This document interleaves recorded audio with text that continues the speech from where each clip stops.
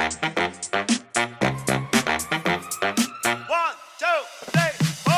Power of Agile, hosted by Nagarro. Welcome to the Power of Agile, where we explore how agile thinking helps teams navigate complex challenges. In today's episode, we're diving into crisis project management, what it is, how it differs from regular project management, and why it's so crucial when projects spiral into bigger organizational issues. We'll cover key steps, leadership traits, common pitfalls, and real-world examples from automotive and pharmaceutical industries. Whether you're planning to lead projects or managing change, this episode will give you practical insights to stay resilient in a crisis. Joining us today is Michael Ziermair. So welcome to the show, Michael. Thank you for having me back. It's great to have you back. And before we kickstart this, let's get you warmed up with a quick fire round. Sure. Great. So all I need you to do is fill in the blanks here, right? So first one, crisis project management is like? It's like waiting to go to the dentist for too long. Disaster. Okay. Second one, the best crisis response movie is like? The best crisis response movie? Oh, that's a tough one. Well, I would say a good example is Groundhog Days, and I will tell you why. Because you can, basically the movie, for those who don't know, is about a guy reliving the same day over and over again. Right. And with crisis project management, very often you feel like, oh, if I could do that one again, I would totally do that different. And in that movie, obviously he can try all of the possible actions and can see to what it leads. So it's like doing a retrospective over and over again. Exactly. And get to know in real time how it works. Yeah. Right, okay. Okay, next one then. Communication in crisis should look like? Should be constant, like a rain shower. It should be constant, it should be orderly. Fluid. Yeah, fluid, yeah. Okay. A project meltdown feels like this? Originally, like an unsurpassable mountain. Like you cannot possibly climb or even fathom how to start. Right. And final one then. Recovery after a crisis is like? It's like basically having like the Phoenix reborn. Like you went through it, you got a second chance, and now it's about how to prepare yourself in the future not to get to this point again. Great, okay. I mean, it's safe to say that you've certainly got my attention now. So I want to start this slightly differently today, and that entails you thinking back to the worst project situation you've ever walked into. And to paint a picture for you, it would include something like this: deadlines blown, stakeholders panicking, and a team that is exhausted. My question to you is, what did the first 24 hours feel like?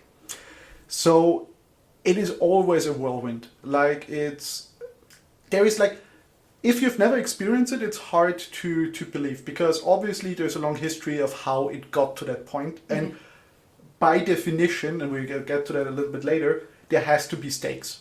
So obviously, if you can just say, oh, well, let's not do the project anymore, then we're not talking about a crisis. Yeah. But so meaning there is something at stake that is tremendously important for this organization. For some reason, it hasn't happened, and we have way gone past the point where you could do some small corrective actions. So now we're an unmitigated disaster. So there is emotions flying around, stakeholders feeling betrayed, management feeling uninformed, operative employees, from developers to the project manager feeling, powerless on how to handle the situation. And usually there is a lot of emotions that, depending on the organizational culture, end up in screaming or other ways of, building of steam. And there's a lot of confusion. Right. Yeah. Further question then. At that moment, did everyone know that this was a crisis, or were some people still pretending like this was a small issue, probably one that's going to pass eventually? That's actually on my checklist, the first item that I always do, because there's always some who see the crisis, and there is some maybe who are still in a denial phase, where they're like, yeah, it's bad, obviously, but if we do X, Y, and Z, we can turn the ship around. And that is dangerous. So if it is in fact a full-blown organizational crisis, you have to be extremely blunt. There can be no sugarcoating. There has to be top-down, and I'm talking CEO down through all of the department head, middle managements, down to the last, person on the front line. There has to be a clear understanding. This is the line. If we cross that threshold, there will be tremendous repercussions. Not like in a threat of firing people, but this will hurt the company immensely, and we cannot do anything further to not tackle the problem. Yeah, so everyone's got to be on the same page then. And then just rewinding slightly, right? So obviously you've pointed out what it looks like for an organisation to be in an actual crisis. Now, at what point does a normal project turn into a crisis? That's a very good question, because by definition, projects will face issues. That's just normal. That's why we have project managers. Yeah. So it's not like just because a task in your Jira board or whatever you tool you use to track your tasks is turning red and the delivery threatened. It's not simply a crisis. So how we define crisis, especially in the context that we talk about, is yes, project crises arise, and the project in and of itself cannot handle that specific issue with mitigation measures anymore. So they need to escalate. That's criteria number 1. And criteria number 2 is the organization has extreme stakes in that project, meaning they can't just say, we just delete, we just not do the project anymore, or we will revamp it. So either there is reputational damage on the line, or there is financial damage as a result of not doing the project on time. And I guess that's what makes crisis project management very different to the whole business as usual type of approach. Looking at it from the other perspective then, why does a normal project management approach often fail under a crisis pressure or crisis type scenario? There's obviously several ways how you get here. It could be as simple as your project managers weren't as skilled for that particular type of project and what it needed. It can be that there is, wrong expectation from top management down. So there were promises made that cannot physically be fulfilled. Right. With the setup, with the resources that you have, the technology that you're using. So that is something. Or simply spoken, your suppliers might have overpromised. If you did a bid, for instance, they were overpromising, and now you're realizing they cannot deliver in time, and obviously you have dependencies on that project, and those now can also not be fulfilled, and suddenly you're not talking about one domino falling, you're talking about one domino letting another domino fall, and so on and so on. And the problem is, like you mentioned before, you've already got high stakes. It could have been time invested at that point. Yes. It could be that domino effect, like you mentioned. So it's like there is no way to just easily back out at that point. You need to find a way of moving forward. Exactly. So I had one client once, just to give a concrete example. I mean, obviously I will not mention names or anything. Yeah. But there was this one client who basically was working on a updated software for his existing system. And the system was end of life, so they had to move away from it. And it was an absolute core system within their planning of one of their core processes in their company. So obviously if that process didn't run, the reason why this company existed isn't there anymore. Right. So it couldn't be more. It's basically the artery of our body that they were working on. So they worked on it for a few years, and they had to delay over and over again because they found newer and newer issues in the new software that had to be fixed. Right. And eventually they came to the point where they said, okay, this year we will not work in the old system in parallel. We will move all of the data to the new system, and we will set a date, and from that day onward we will use the software. With that decision, they also effectively cut off the safety net. So there was no way of going back to the old software. Right. So from that point onwards, they were all in poker speak, And it was only either we succeed, or there will be a lot of very uncomfortable interview questions from journalists in a few weeks. Okay. Puts it into perspective. with that in mind, let's go into the different types of crisis and what the key differences are between them. So we've got project level crisis, program level crisis, and then organizational crisis. Let's explore that a bit.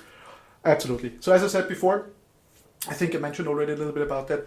So project level crisis for me is something that happens in the sphere of the project, and either, most ideally, but then it would be a risk, you can mitigate it yourself inside the project, either by setting some mitigation measures or by simply accepting it because it has a low entry barrier. And the level of when we call it a crisis, is if the project in and of itself can't handle it, and it needs to be escalated to a higher level, and either additional resources need to be provided or the timeline needs to be prolonged.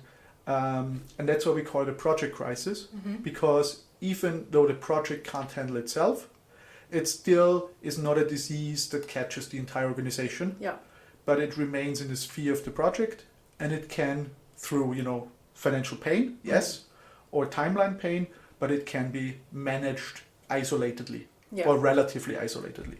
If we talk about an organizational crisis resulting out of that, it's the example I had before. So you went all in the course of the project. The reasons might differ, and suddenly there is no, okay, let's not do the project, or it doesn't matter, let's do the project in a year longer. But it has to be either at a specific date or with a specific quality, and it has to be achieved at all cost. Right. Okay. So I sense that there's an element of reputational damage also at stakes there. Okay. When we were speaking off mic earlier, you mentioned that you find it fascinating that many clients don't even want the word crisis used. Why do you think that's the case? Well, obviously, crisis is never good. So it kind of paints the company in a picture, especially the upper management, especially if we talk about organizational, as if they're not in control. I had a former mentor to me who said, never waste a good crisis, but don't market it. And I think that puts it on the head. So you don't publicly talk about the problems that you have, but internally there is no better way of teaching and learning than by mastering a crisis. Okay. And on the flip side of that, there's obviously clear examples where companies have owned up and taken control. So let's take Toyota, for example. They faced a major crisis with recalls due to unintended acceleration issues. And this affected millions of cars globally. So it highlights how even the automotive industry crisis can escalate from a project to product and then an entire organizational crisis, which is where you need some element of structure, yet there's got to be flexibility weaved in. And so how do you encourage clients to acknowledge the issues they're facing, especially when there can be a natural resistance or denial? So Toyota is a great example. And this is me looking for the outside in, so I wasn't working on that project at all. But it shows us three very important things. Number one, what I mentioned earlier. You cannot have this transparent of a tackling of a situation if, number one, there was no buying in that this is a crisis and it has to be handled without delay and without finger pointing internally. So everyone, all hands on deck kind of. Number two, it has to be structured. So obviously now looking back, we know exactly what happened. We know how Toyota handled it. We know how they communicated it to the public. But I can tell you for sure that once these issues arise internally, there is a lot of confusion at the beginning. Because you notice a problem.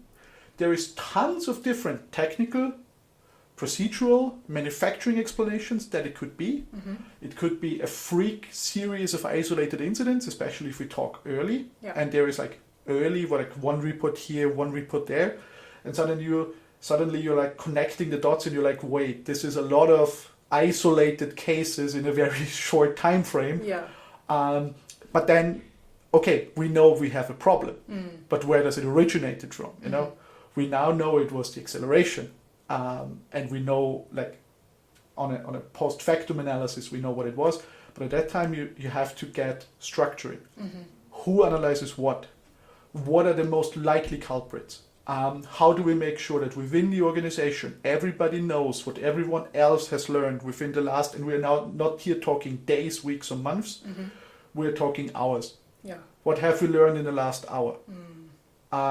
It has to be ensured that somebody who looks, for instance, on the software side does know what we're looking into the manufacturing side, what they have learned, if they have gotten any new ideas.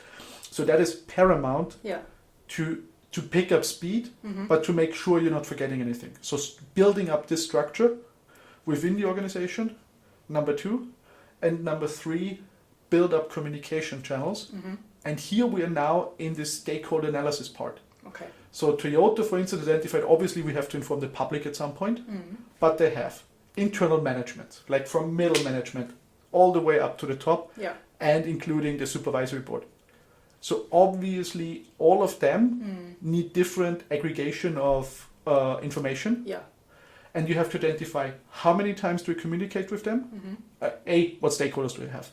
B, how many times do I communicate with them? C, how do I aggregate the information explicitly so that they know immediately what it is and what options they have for solution so that they can decide. And then obviously a communication plan to the public.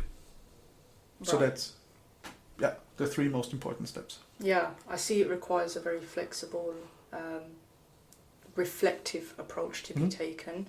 And you recently wrote a white paper, and within that you detailed an 8-step crisis management approach.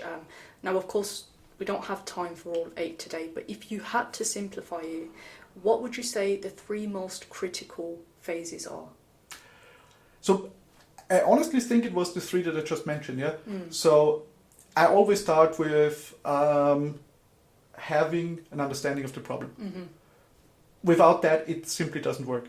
Number 2, I need to know who are my stakeholders.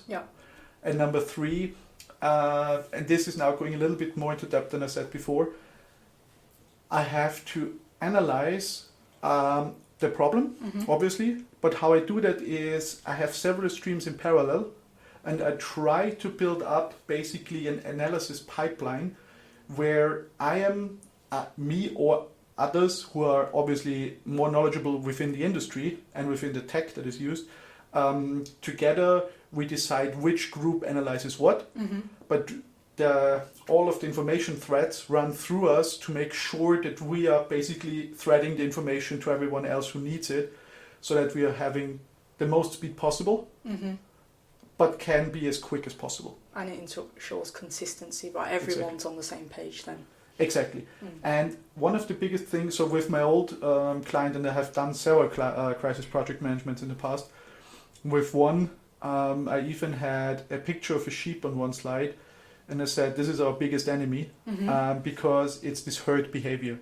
So in that organization specifically, the problem was somebody heard something, supposedly that doesn't work. Other people heard it.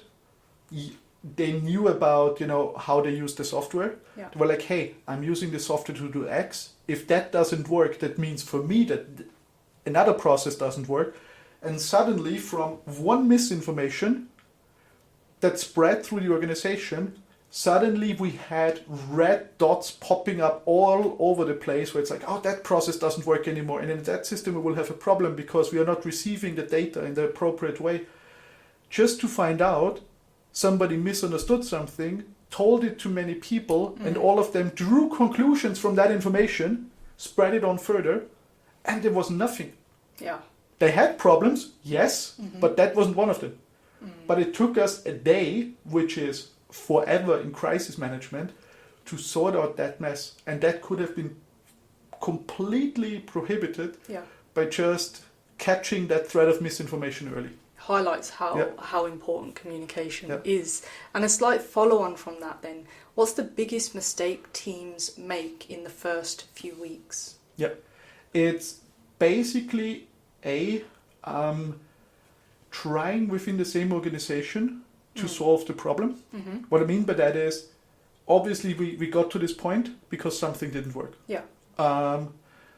And that doesn't mean that the people are not necessarily capable of doing it, but something within the structure didn't allow them to reach their goal. So sorting out that kind of fog and bringing clarity so that everybody knows what to do, what is the current task that we're working on, how does it pay into the larger task of keeping the project alive. That is the key distinguishing fact that you need to bring in. Mm-hmm. Okay, and walk me through the process you go through then when you figure out what's really going on, and then once you actually understand it, how do you make the transition into the solutioning phase? So usually what I say, and obviously this depends on the context, but if I'm new, if I'm like my first day within the crisis management position at a certain client, I expect at the maximum the feeling of everybody else around us of complete, helplessness and there is chaos must not persist longer than a week. Ideally, just the first 3 days, because initially I'm looking for clarity and I'm looking for structure to build that up myself, obviously as the crisis manager. If I'm successful at that, the structure should be established within 3 days, and ideally after 2 days everybody else should be accustomed to this new structure, and then we can run with that. And that immediately alleviates this feeling of helplessness on upper management, middle management, and ideally on the operative side, so that people know, okay, we have a structure in place, we have a process, we will work it, and it will lead us to a solution. That's in the first week. Starting from the second week, it's reinforcing this thought process of clarity by building up, or by parallelly building up in the first week, but starting in the second week, we use it regularly, is the reporting process. So meaning with upper management, we have, and this depends on the client, but my last client, we had an upper management meeting with the board of directors every 2 weeks. Okay. We had every week with the first line of managers. Yeah. And then with the lower level managers or middle level managers, we had bi-weeklies. Okay. So we knew, especially we're a very hierarchical organization, so the middle management was basically every 2 working days they got an update from me. So they were very short, on a short notice, informed about everything. Upper level, just below board of directors, once a week, to make sure that they had all of the information and they knew in advance from their people if there's any decisions pending. And then board of directors, to make sure that they know what is going on, and also that they had the time to make the decision if needed. Right. And obviously, if there were any urgent decisions, and we always have that rule in every crisis project management that involves the board of directors and that needs to be taken immediately, then obviously we establish those processes as well. Right. And you've just highlighted there how communication during a crisis can calm things down. We also have scenarios where it could potentially make it worse. So another company example here would be Johnson & Johnson with their Tylenol poisoning incident. I think that's a great example where they did lead with swift, transparent and this consumer-first response to the cyanide-laced Tylenol capsules, and they managed to actually regain trust and set new standards for product safety. The key things here being, like you mentioned, communication and decisive leadership. So what changes in the way you communicate with stakeholders?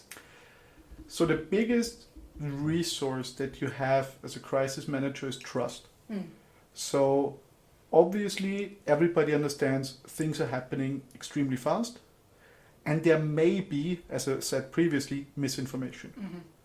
But what my job is as a crisis project manager, within the second that I hear that something that I reported might be wrong because we have just learned new information, new data has come up, and a hypothesis that we had has panned out to be negative, or we have contradictory information.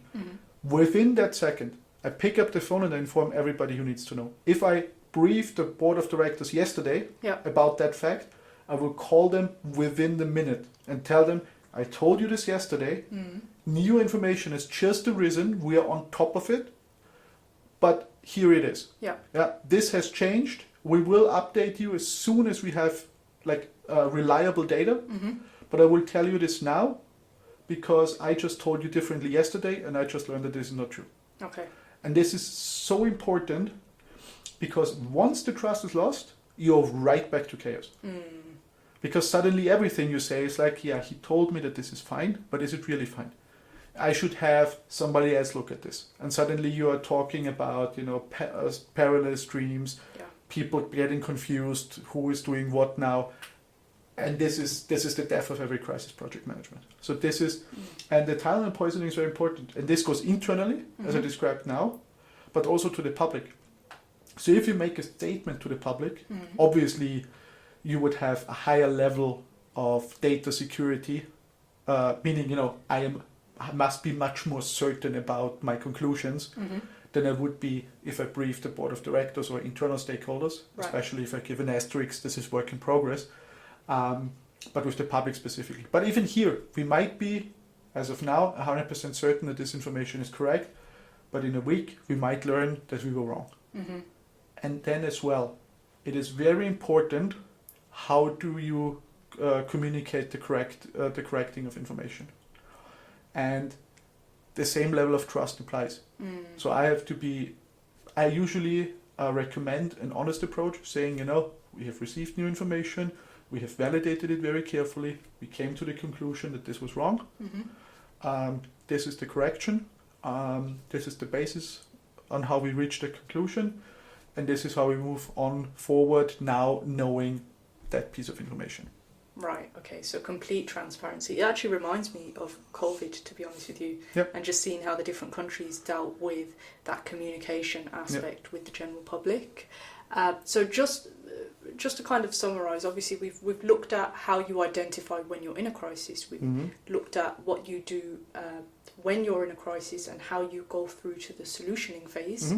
And now, what's the moment you realise you're no longer in that firefighting mode and you're back in control again?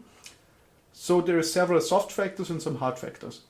So the soft factors are usually apparent to all who are involved in the process if, I always say, the temperature goes down. What I mean by that is the confusion is more or less gone, the excessive amounts of overtime hours that you have to bring, the many requests, usually from the board of directors, for clarification of information are starting to get lesser and lesser. So these are the soft facts, and the hard facts, very simply put, is we have reached the milestone, and we have delivered potentially not the full-blown perfect solution we were wishing for, but a workable solution with a roadmap on how we achieve the full-blown solution that we wanted. And obviously not everyone thrives in chaos. So what kind of a person would you say actually makes a good crisis leader? How do they tend to support their teams? So I talk about this in my white paper. I call it step 0 because it's a personal matter. So number one, this will be, and this is no surprise, an extremely stressful time. So usually if I do an organizational crisis management intervention, I literally tell all of my friends and family that this is going to happen, talk with my family about it, and I then know for at least 2 months all of my private events and meetings, all of my business meetings are optional besides the crisis project management. And it can literally sometimes be that I even told friends and family, like, yes, Saturday my calendar is open, we can go for breakfast, for instance, but it could be that 5 minutes before I arrive there I get a call and I have to be at the laptop sorting out some information or providing an update. So all of my commitments are contingent that nothing comes up. You are like on this standby mode where exactly you're ready to jump in whenever needed. And so that is obviously on a personal life, kind of work-life balance kind of level that you have to consider. The other is, so there's obviously a lot of characters, and there's not this one specific type of personality. But what I found works for me the best is obviously having some diplomatic traits. So obviously you will be confronted with people who are not very good on a communication level. who are screaming, who are very emotional, who are maybe, threatening each other, pointing fingers. And you have to kind of be able to walk between them, because usually none of those people involved are 100% right. Usually it's a combination. Yeah. So you have to be able to talk to everyone, get their version of the story, figure out what the actual truth is in between. Yeah. And that requires a lot of diplomatic skill. And lastly, it is also, you have to be able to communicate very effectively and condense down complex information. Yes. So take the Toyota case that you mentioned before. Yeah, there for sure must have been tons and tons and tons of document of people who are very good in their expertise, who write technical reports, and you have to be able to take those reports, take the essence out of it, and say, okay, so basically this is what happened. Longer version report at your discretion here, but this is the essence that you need to know, and this is how we move forward, in essence. And this is what we need for that, obviously. And to be able to simplify this without losing major parts of the findings is very critical as well. 100%. You've got so many different audiences, right? So you've got like the board, for example, they want you to get straight to the point. You may have other technical people who actually want to get into the lower level details to understand how exactly this happened. And so it's just knowing your audience. Okay, and then one final thing. What can organisations do to be better prepared before the next crisis hits? That's a very good question. And there is tons of different answers, and it really depends on the context, the industry. But extremely generally speaking, obviously, number one is to look at your reporting processes for projects, for portfolios, and see, especially if you had crises in your past, how did we get there? What information did we not receive in the reporting that would have told us earlier that we are walking into a problem? Right. So that's on a reporting side, on a portfolio management side. A secondary aspect is to say, okay, do we have people within the organization or do we have partners who can help us very quickly, and who have people who do know how to move out of those situations, Right. To have a network, to have a partner network who can provide you with those resources if needed, but most ideally, obviously, you catch it before it goes into a full-blown crisis. So looking at the reporting processes and the portfolio management processes is usually the best way. Okay. Great, and that's a wrap on today's episode. Michael, thanks so much for joining and sharing your wisdom with us all. Thank you very much. Pleasure to have you, and thank you to our listeners. It's evident that crisis project management is a challenging yet a vital area that can make or break not just projects but entire organisations. So if you've enjoyed today's episode or you want to know more, do go over to our website and download the complete white paper on crisis management. Until next time, stay resilient and keep harnessing the power of Agile.